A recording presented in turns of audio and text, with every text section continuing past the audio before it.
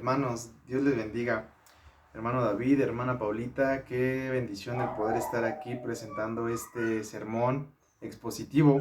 Ha sido un camino complicado, un camino largo el poder llegar a este resultado. No sé si esté del todo bien, pero bueno, a lo largo de estos 3 meses que hemos estado llevando este curso de Homilética 3 a través de toda la exégesis y el poder llegar, pues ha sido algo difícil, pero bueno, el día de hoy voy a presentar este sermón que está basado en la carta del apóstol Pablo a los romanos, en su capítulo 12, versículos 1 y 2. Y en esta hora me voy a permitir leer este pasaje o estos dos versículos de la escritura. La palabra de Dios dice de la siguiente manera: Así que, hermanos, os ruego por las misericordias de Dios que presentéis vuestros cuerpos en sacrificio vivo, santo, agradable a Dios, que es vuestro culto racional. No os conforméis a este siglo, sino transformaos por medio de la renovación de vuestro entendimiento, para que comprobéis cuál sea la buena voluntad de Dios, agradable y perfecta. Dentro de la biología, hermanos, podemos encontrar un proceso de transformación que es muy común o que es uno de los más conocidos en los insectos. En este caso estoy hablando de la transformación que ocurre de la oruga a una mariposa. La palabra metamorfosis, porque esto es lo que se le conoce a este proceso de transformación, se le llama metamorfosis. La palabra metamorfosis, en su significado del griego literal, la traducción nos dice que es más allá de la forma interior. Y este proceso, hermano, este proceso que yo le menciono llamado metamorfosis, es cuando la oruga tiene estos procesos tanto físicos de su entorno, donde deja de ser un insecto que se arrastra para tener este proceso y llegar a convertirse en una mariposa. Es un proceso total, es un proceso radical, hermano, porque la oruga, ya le decía, es un insecto que se arrastra en el piso a lo largo de su vida, pues hace su vida y llega este momento de la metamorfosis, donde la oruga se mete en su pupa y ahí adentro espera un proceso largo para convertirse en una mariposa. ¿Cuál es el proceso o cuál es el resultado de este proceso? Pues que deja de ser un insecto que se arrastra a ser un insecto que vuela. Las orugas tal vez pudiéramos verlas y decir, oh, qué feas están. No, no, están muy feas estas orugas. Pero el proceso de metamorfosis, hermano, hace que la oruga se convierta en una mariposa y sea una mariposa muy hermosa. Digo, creo que todos aquí hemos visto una mariposa y podemos decir que las mariposas son muy, muy bellas, ¿no? Pues así, hermano, es como yo le he denominado a este tema la metamorfosis del cristiano.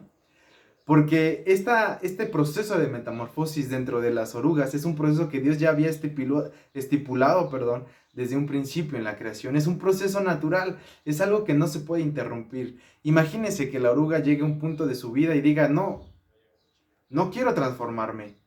Se estaría alterando el ciclo natural de la creación de Dios.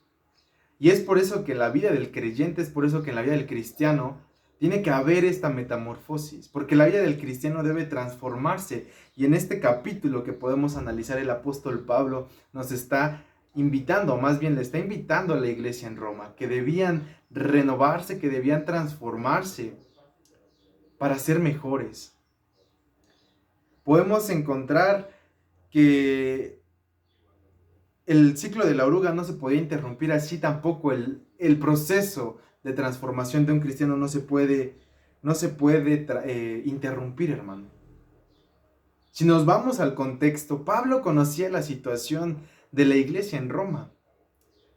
El contexto, hermano, que podemos encontrar en este libro o en esta carta tan maravillosa que el apóstol Pablo escribe, es que los escritores o los conocedores de la Biblia nos narran que el libro de Romanos fue escrito cerca del año 57, a finales del 56, principios del 57, cuando Pablo se encontraba por hacer un viaje. Se dice que Romanos fue escrita después de Segunda a los Corintios. Pero, ¿qué estaba pasando dentro de la iglesia en Roma? La iglesia en Roma o los hermanos en Roma, Pablo, hay que mencionar, hermano, hay que conocer que Pablo no conocía esta iglesia. Pablo había escuchado acerca de esta iglesia y él ya había mencionado que tenía un deseo muy fuerte de ir a conocer esta iglesia. Pero es por eso que él escribe esta carta, porque se entera de las situaciones que están viviendo.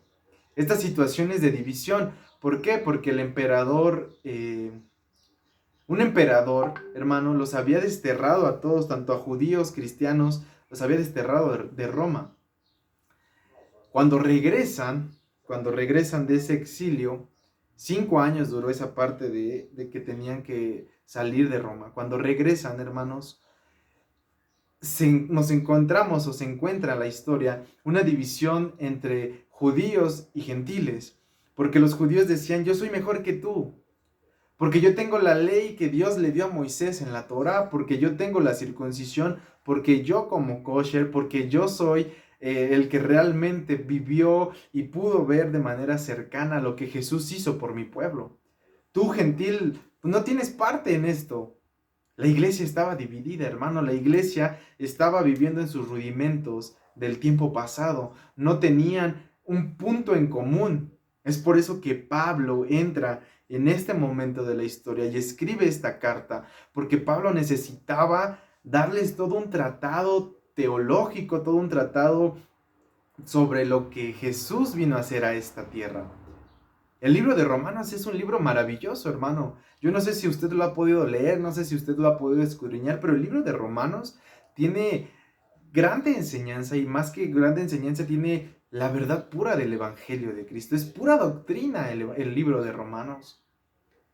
Podemos encontrar que del capítulo 1 al capítulo 11, Pablo se encarga de expresar la obra de Jesucristo y decirle a los judíos y a los gentiles, no somos diferentes, todos somos parte de un mismo cuerpo, todos somos parte de una misma familia, la familia de Cristo. Jesús no vino a abrogar la ley, sino que vino a cumplirla y a ponerla en nuestros corazones. La iglesia en Roma necesitaba entender lo que Cristo había hecho tanto por judíos como por romanos, gentiles. Es por eso que Pablo se encarga de hacer todo este tratado. Y en el capítulo 12, hermano, empezamos a ver cómo Pablo cambia la tónica del mensaje. Y aquí les está enseñando cómo deben vivir una vida como cristianos. Pablo en este capítulo nos enseña o le dice a los romanos cómo debían vivir de manera, de una vida en transformación. Pablo les está exhortando en este capítulo que debían entregar su vida como un sacrificio vivo. Y no solamente eso, hermanos, sino que también necesitaban transformar su mente. Debían transformar su pensamiento, debían transformar todo aquello que tenían de los tiempos de atrás, porque solamente así conocerían cuál es la buena voluntad de Dios. La voluntad de Dios es buena, agradable y perfecta. Hoy en día, hermano, hoy en día también podemos encontrar que el mundo exterior en el que nos encontramos hoy en día, 2022, nos presiona cada vez más presiona para que nosotros nos amoldemos a las costumbres, a todo lo que Dios, y dejar de lado todo lo que Dios ha hecho por nosotros. Hoy cada día se ve más esa presión del mundo para con la iglesia. Es por eso que el día de hoy yo quise tomar este pasaje, porque es necesario que la iglesia hoy en día también se transforme, que también entregue su vida como un sacrificio vivo. Pablo nos está enseñando y en estos dos pasajes le enseña a la iglesia en Roma y el día de hoy nos quiere enseñar a nosotros cómo tener una vida verdadera, cómo ser un sacrificio vivo para Dios. Si leemos el primer versículo del libro de este pasaje, dice, así que hermanos, os ruego por las misericordias de Dios que presentéis vuestros cuerpos en sacrificio vivo, santo, agradable a Dios, que es vuestro culto racional. El primer paso, hermano, para tener una transformación total o vivir este proceso de metamorfosis es entregar, dar nuestro cuerpo como un sacrificio vivo a Dios. Y quiero que en esta hora entendamos el significado de la palabra dar. La palabra dar hace referencia a una acción, algo que se hace por otra persona de manera desinteresada. Y creo que aquí está el primer punto en el que quiero enfocarme en un momento. El dar nuestro cuerpo, hermano, como un sacrificio vivo a Dios es algo desinteresado. Es algo que algo que debe de nacer de nosotros. Pablo le está diciendo a los romanos, tienen que entregar su cuerpo como un sacrificio vivo. El día de hoy la iglesia, cada uno de nosotros tiene que ser un sacrificio vivo para Dios.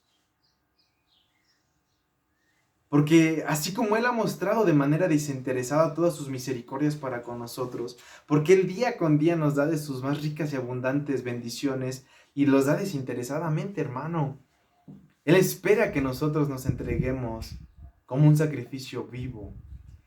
¿Y por qué Pablo tal vez ocupa esta palabra de sacrificio?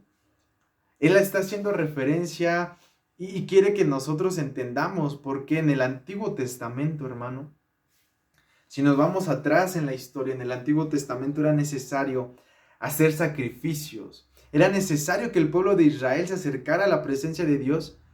Lo podía hacer, sí, pero a base de un sacrificio. En aquellos tiempos había un sumo sacerdote y a través de la ley Dios les había dado diferentes leyes, por así decirlo. Y les había dado animales específicos que podían ser sacrificados. Esto era un acto, hermano, que hacía un símil a lo que Jesús vendría a hacer. Es un tipo. Era necesario que año tras año el pueblo de Israel o el sumo sacerdote entregara un animal en sacrificio para poder entrar ante la presencia de Dios. ¿Y sabe por qué se tenía que hacer año tras año? Porque la sangre de un animal, de un macho cabrío, de un cabrito, no sustituían y no podían limpiar el pecado, la iniquidad del pueblo. Pero Pablo les recuerda y les dice, ya no es necesario hacer eso. Ya no es necesario entregar o entrar ante la presencia de Dios con un sacrificio, porque Cristo vino a entregar su vida una vez y para siempre. Él les recuerda que Cristo ya lo había hecho todo y que su sangre era más que suficiente y que el día de hoy nosotros podíamos estar ante la presencia de Dios y no solamente estar, sino que nuestra propia vida a través del sacrificio de Jesús podía ser como una ofrenda para Dios. Necesitamos entregar nuestra vida, necesitamos entregarnos de manera completa a nuestro Dios.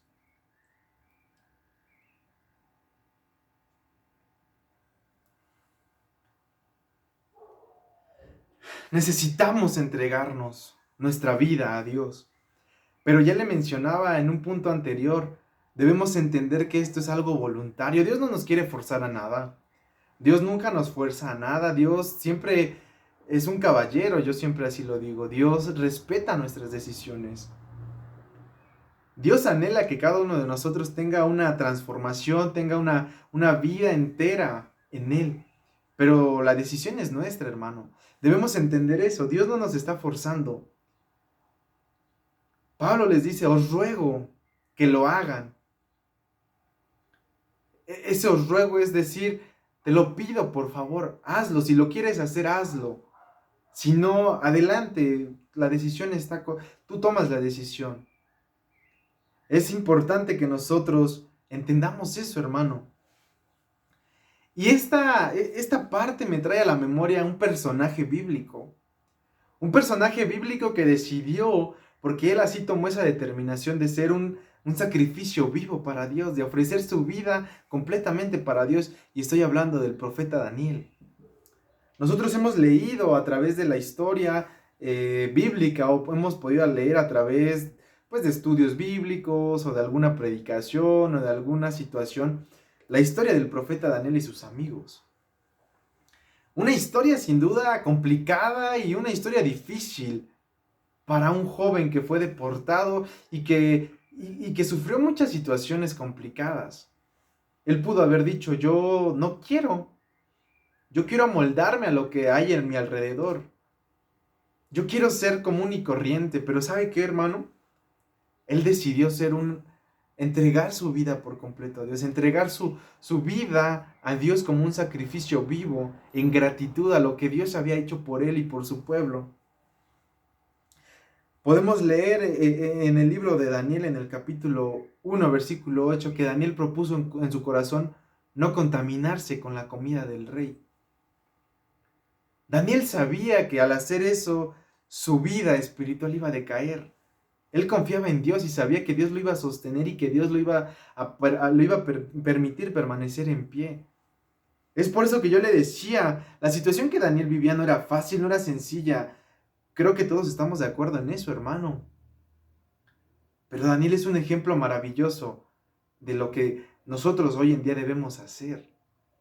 Daniel propuso en su corazón no contaminarse con nada de lo que el rey ofrecía, porque él sabía que su vida necesitaba entregarla de manera total a Dios.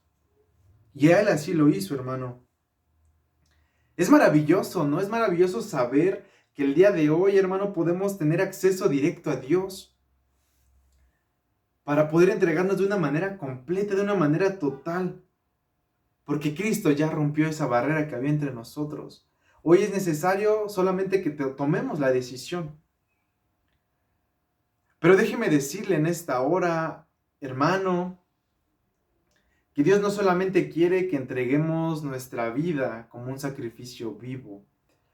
No solamente quiere que pues entreguemos lo que somos, sino que Él en esta hora también, y en este pasaje podemos ver, que a través de Pablo Él quiere que también nos renovemos, que nuestra mente sea renovada, que nuestro pensamiento, que nuestra forma de vivir como cristianos sea renovada. Él quiere que la iglesia hoy en día sea renovada. Esto es lo que el día de hoy el pasaje también nos enseña. Es necesario que sí nos entreguemos en sacrificio vivo, pero no solamente eso, sino que también podamos renovar nuestra mente, nuestro entendimiento en Él. Hay un personaje, hermano, este no es bíblico, pero es un personaje que tuvo una relevancia muy grande durante la Segunda Guerra Mundial. Un pastor luterano alemán llamado Dietrich Bonhoeffer. No sé alemán, discúlpeme si es un poco complicado. Pastor luterano alemán. Él tiene una relevancia importante dentro de este periodo del nazismo. Él era un pastor, él conocía de Cristo, él conocía y él había leído la Biblia, él había escuchado, más bien, pues enseñaba lo que había escuchado y lo que leía de la palabra de Dios. ¿Y por qué le digo que tenía un papel fundamental? Porque él fue uno de los principales hombres que estuvo en contra de la ideología nazi en aquellos años. Él, lejos de intimidarse por la situación que se vivía, él seguía impulsando la predicación de la palabra en aquel lugar donde pues no se podía, donde estaba prohibida la predicación de la palabra. Él había entregado su vida a Cristo. Él sabía que su vida le pertenecía a Cristo.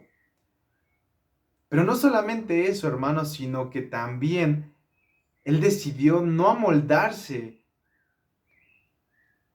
a los designios o a las reglas, a las normas, sino porque fuera un rebelde, sino porque él sabía que no debía amoldarse.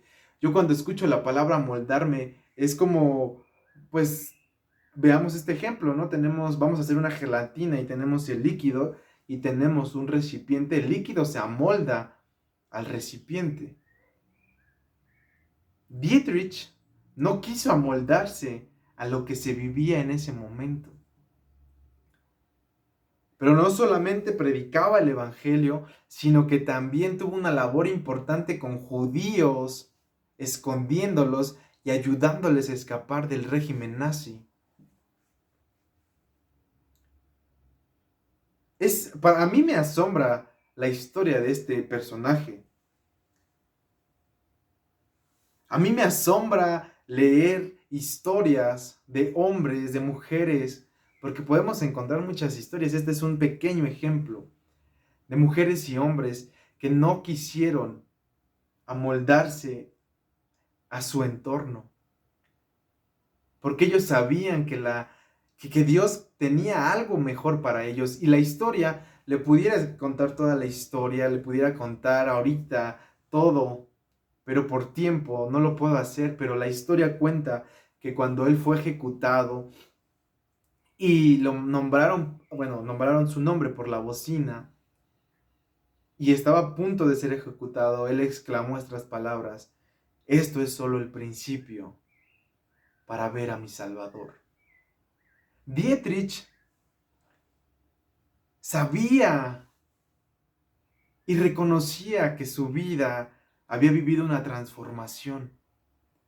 Una transformación, hermano, es para mejorar. ¿Por qué es importante renovar y transformarnos? Porque es mejor para nosotros, así lo dice la Escritura, porque así comprobamos cuál es la buena voluntad de Dios, agradable y perfecta. La voluntad de Dios para la vida de Dietrich fue esa. Dejó un legado tremendo. El día de hoy el Señor quiere que nosotros no nos amoldemos, que no tengamos miedo a ser hombres y mujeres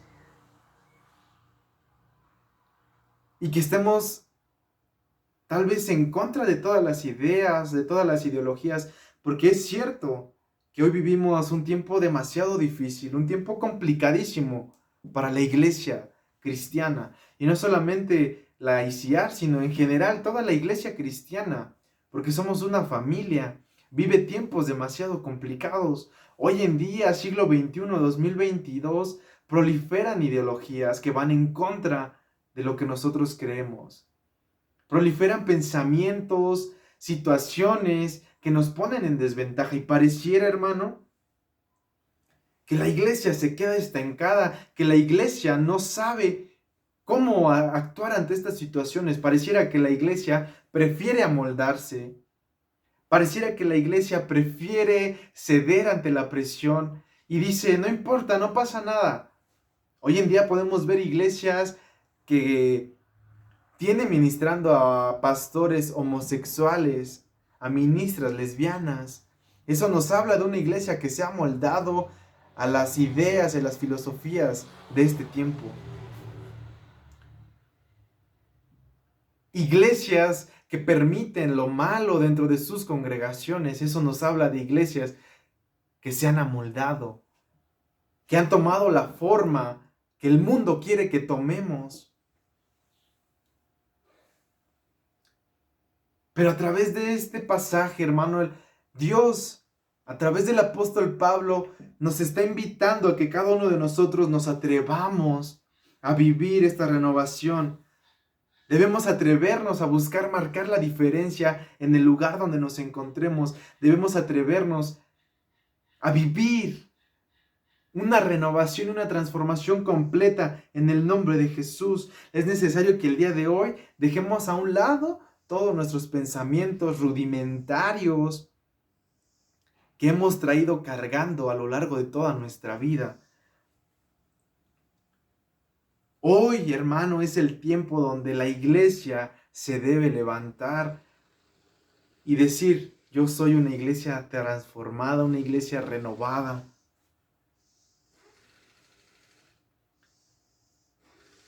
¿No le gustaría ser como ese Dietrich que no se amoldó a la situación que vivía? No se amoldó a decir, pues Dietrich pudo haber dicho, esto es muy difícil. ¿Para qué lo hago? ¿Qué caso tiene? Voy a morirme de todos modos. Me van a matar porque lo ejecutaron. ¿Para qué lo hago? Pero a él no le importó porque sabía que su pensamiento, su mente, su corazón, su vida la había entregado a Cristo y que a través de Cristo había sido renovado. Y él no veía igual que antes. Y él dejó un legado muy grande. Él dejó un legado muy profundo para las siguientes generaciones. ¿No le gustaría a usted ser esa iglesia que no se amolda y que al contrario se levanta? Y no por ser eh, rebeldes e ir en contra de las normas. No, hermano, yo no estoy diciendo nada de eso. Simplemente es no seguir los patrones que el mundo quiere que sigamos. No seguir la corriente que el mundo quiere que sigamos, que la política, que todo se está englobando en una situación donde la iglesia se está viendo en desventaja, porque la iglesia es una iglesia retrógrada. Así nos tachan, hermanos, pero es importante entender que renovarse es mejor que amoldarse.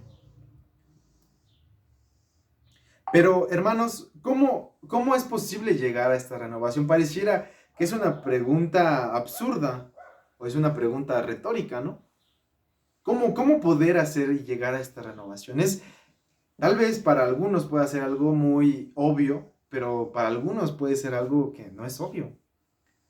Pero es algo sencillo, es algo muy fácil el poder llegar a esta renovación. Es necesario que día con día cada uno de nosotros busquemos la presencia de Dios. El día de hoy tenemos todas las herramientas posibles, tenemos todas las cosas pues en nuestra mano para poder buscarle, leyendo su palabra. Es necesario que día con día leamos su palabra, porque en la palabra de Dios podemos encontrar lo que Dios quiere para nuestras vidas. Él habla a través de su palabra. Tener una relación íntima con Él en oración, una vida devocional, una vida comprometida. Dios quiere hablar a nuestro corazón y es necesario que el día de hoy entreguemos todo a Él.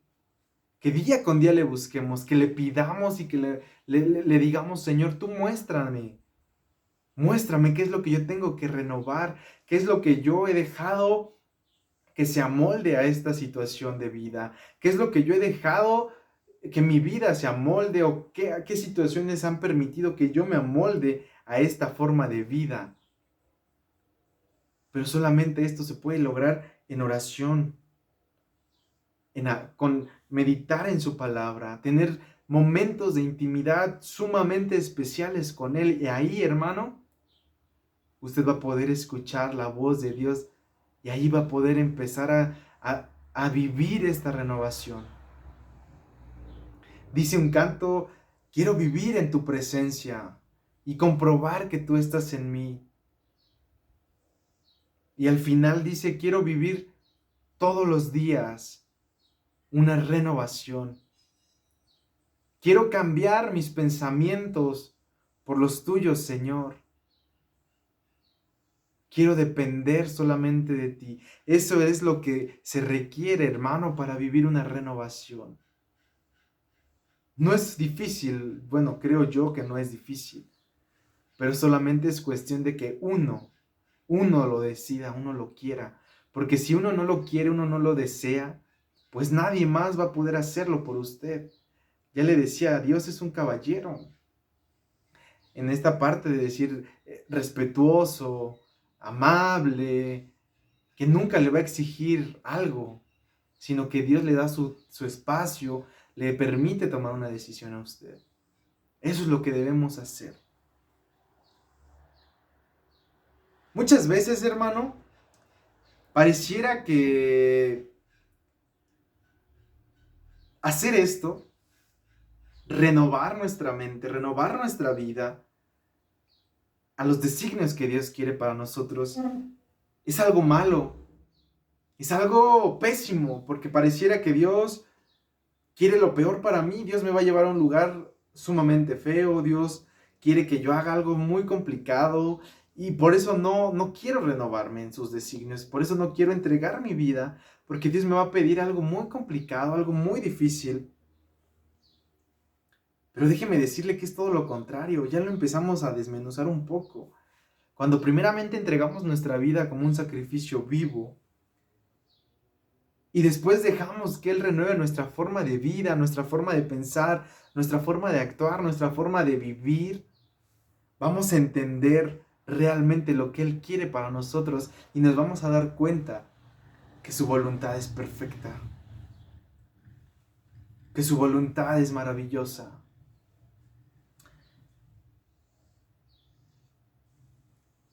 Nosotros podemos rechazarlo, hermano, eso no cabe duda. Nosotros podemos decidir no aceptar esta renovación. Dietrich, hermano, pudo haberle dicho a Dios, yo no lo voy a hacer. Esto es demasiado complicado lo que me estás pidiendo. Yo no tengo por qué desgastarme, yo no tengo por qué perder mi tiempo haciendo esto. Pero Dietrich decidió, hermano, transformar su vida. Dietrich decidió dejar que Dios lo renovara y lo transformara para hacer algo diferente. Debemos entender y que nos debe quedar muy claro, hermano, que la voluntad de Dios, vivir en la voluntad de Dios, no es un sinónimo de esclavitud, no es un sinónimo de estar amarrado, no es un sinónimo de estar con una carga muy grande, sino todo lo contrario. Es una muestra de cómo nuestra vida ha sido renovada completamente.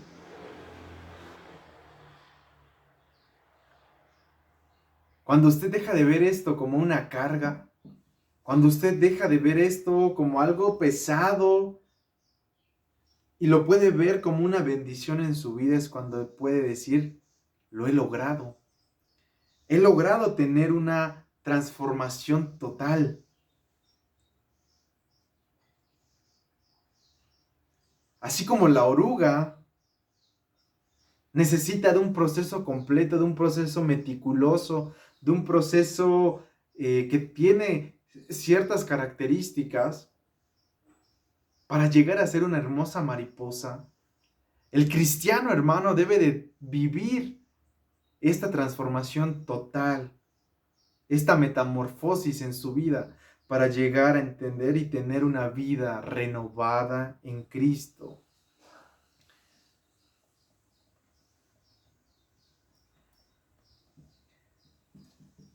Sin duda, es necesario que el cristiano y que nosotros, cada uno de nosotros, viva esta manera, esta metamorfosis de manera efectiva. Es necesario que nosotros, hermano, dejemos los rudimentos. Es necesario que nosotros dejemos atrás todo aquello que nos impedía renovarnos, transformarnos y entregar nuestra vida a Cristo. Hoy el apóstol Pablo, a través de esta carta, nos muestra que no es necesario de un macho cabrío, no es necesario de un cabrito, de un corderito, para entrar en la presencia de Dios, sino que solamente basta nuestra vida y nuestro corazón humillado ante Él para ser como un sacrificio vivo. Dios quiere, hermano, que usted el día de hoy tome la decisión. Dios quiere, hermano, que cada uno de nosotros aprenda cómo vivir esta renovación. Sin duda es muy fácil decir, yo he vivido una vida muy fácil, estos 30, 40, 50, 60 años, sin ningún compromiso. Tal vez me puedas decir, yo soy muy joven, aún no es mi tiempo, aún no es el tiempo de yo entregarme a Cristo. Tal vez no es el tiempo donde yo debo renovar mi mente, de renovar mi vida. Pero déjeme decirle que hoy el Señor está hablando a nuestra vida y quiere que tengamos un encuentro con Él, una renovación total. Él anhela de nosotros un compromiso total. Ya lo hemos visto, el mundo quiere que nosotros nos amoldemos. El mundo quiere que nuestra vida sea moldada a los rudimentos y que vayamos conforme a sus designios, conforme a lo que a lo que el mundo quiere para nosotros. Pero de nosotros depende, hermanos, si nos amoldamos o nos renovamos. Solamente de usted depende. Usted tiene la última palabra para decidir. Usted quiere vivir bajo estos designios, con todas sus perversiones. Usted quiere vivir con todos estos placeres efímeros que el mundo ofrece y amoldarse a las ideas, a las ideologías, a los pensamientos de este mundo. ¿O quiere entregar su vida como un sacrificio vivo para experimentar esta renovación? Para que usted pueda decir, yo quiero renovarme, o quiere renovarse, hermano. Ya no lo piense más. Ya no le rasque más al asunto. ¿Sabe por qué? Porque hoy es el día donde usted puede decidir tener una renovación total. Hoy es el día donde el Señor quiere transformar todo lo que hay a su alrededor. Solamente es necesario que usted así lo quiera. Que el Señor le bendiga mucho, que el Señor sea con cada uno de ustedes. Tal vez haya algunas situaciones que se me fueron, pero bueno, esperemos que todo esto sea de bendición y que Dios le bendiga mucho a mi hermano David. Un saludo, hermana Paulita, Dios le bendiga.